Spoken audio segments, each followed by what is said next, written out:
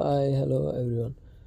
ఈ songs release చేస్తున్నాం కదా, చాలామంది అడుగుతున్నారు ఏంటి మొత్తం ఏ సాంగ్స్ని తీసుకెళ్ళి అందులో పెడుతున్నారు అనేసి. యాక్చువల్గా it's not a fully AI song, it's a semi AI. అది ఎలా అంటే లిరిక్స్ నా ఓన్, అది క్రియేట్ చేసుకున్నవి.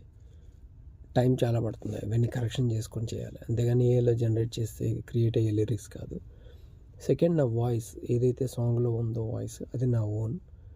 మ్యూజిక్ అనేది నేను డిఫరెంట్ ప్లాట్ఫామ్స్ వాడుతున్నాను, ఏఐ ప్లాట్ఫామ్స్.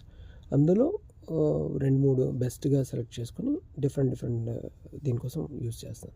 అయితే ఏఐ మ్యూజిక్ని ఈ అఫీషియల్ ప్లాట్ఫామ్లో రిలీజ్ చేయడానికి లేదు మీ దీని మీద.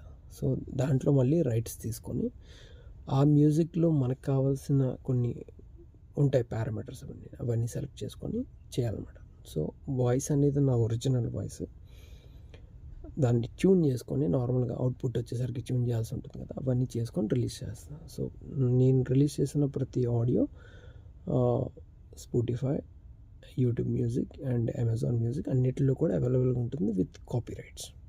ఓకే, సో ఇందులో ఫర్ ఎగ్జాంపుల్ ఎలా అంటే ఒక సాంగ్ ఉంది,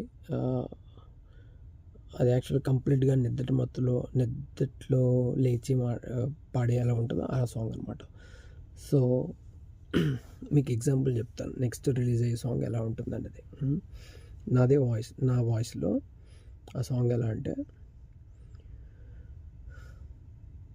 నువ్వే నా గీతం, నువ్వే నా స్వరం, నువ్వే నా కలలలో వెలిగే దీపం, నీ నవ్వుల చంద్రకాంతి.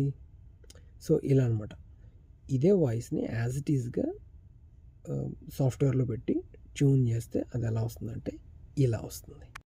నువ్వే నా గీతం, నువ్వే నా స్వరం, నువ్వే నా కలలలో వెలిగే దీపం, నీ చూపులో చంద్రకాంతి, నీ నవ్వులో సూర్యకాంతి, నీ ప్రెజెన్స్ లోనే నా లోకం, నీ అబ్సెన్స్ లోనే నా శూన్యం, గుండె తాళం నువ్వే,